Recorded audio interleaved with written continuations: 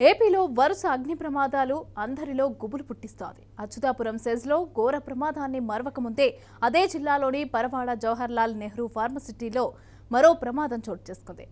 సినర్జిన్ active ingredients కంపెనీలో అర్ధరాత్రి 12:30 రసాయనాలు మిక్స్ చేస్తూ ఉండగా ఉన్నట్టుండి భారీగా మంటలు ఎగిసిపడ్డాయి.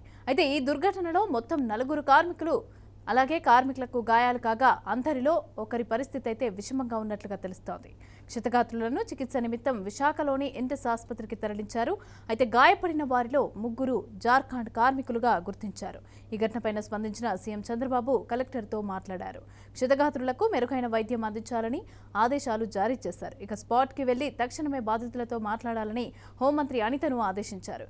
ఇక అవసరమైతే ఎయిర్ అంబులెన్స్లను వినియోగించాలని సీఎం చంద్రబాబు సూచించారు.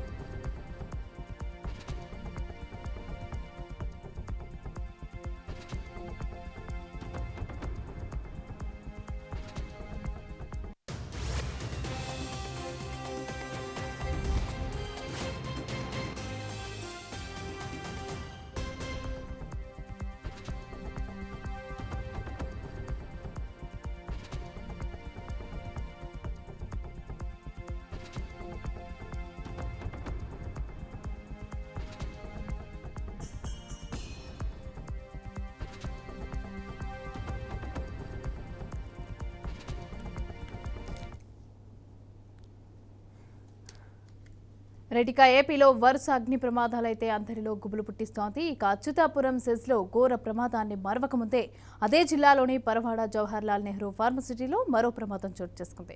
ఇక సినర్జిక్ యాక్టివ్ ఇంగ్రీడియంట్స్ కంపెనీలో అర్ధరాత్రి 12:30 రసాయనాలు మిక్స్ చేస్తూ ఉండగా ఉన్నట్టుండి భారీగా మంటలు ఎగిసిపడ్డాయి. అయితే ఈ దుర్ఘటనలో మొత్తం 4 కార్మికులు అలాగే కార్మికుల గాయాలయ్యాయని అలాగే అందరిలో ఒకరి పరిస్థితి అయితే విషమంగా ఉన్నట్లుగా తెలుస్తోంది. రైట్, ఇక ఇదే అంశానికి సంబంధించి పూర్తి డీటెయిల్స్ మా ప్రతినిధి రాము అందిస్తారు. రాము, మమతా, ఏదైతే అచ్యుతాపురం సంబంధించి ఘటన మరొక ముందే నిన్న అర్ధరాత్రి 12:30 పరవాడ ఫార్మసిటీకి సంబంధించి లాల్ నెహ్రూ ఫార్మసిటీలో ఉన్న సినర్జిటిక్ యాక్టివ్ ఇంటిగ్రేటెడ్ సంస్థలో జరిగిన ప్రమాదం సంబంధించి అయితే 4కి తీవ్ర గాయాలయ్యేవి. అయితే గాయాలైన వారిని స్థానిక హాస్పిటల్కి తరలించి చికిత్స అందిస్తున్నారు. అయితే దీనిపై ఏదైతే ముఖ్యమంత్రి వచ్చి వెళ్ళిన వెంటనే అర్ధరాత్రి జరిగిన ఘటనపై ముఖ్యమంత్రి సీఎం ఆఫీస్ నుంచి కూడా హోంమంత్రి అనిత కూడా ఆదేశాలు జారీ చేశారు. అక్కడ జరిగిన ప్రమాదంపై ఆరా తీయండి, క్షతగాత్రులకు మెరుగైన చికిత్స కూడా అందించండి అని చెప్పడం జరిగింది.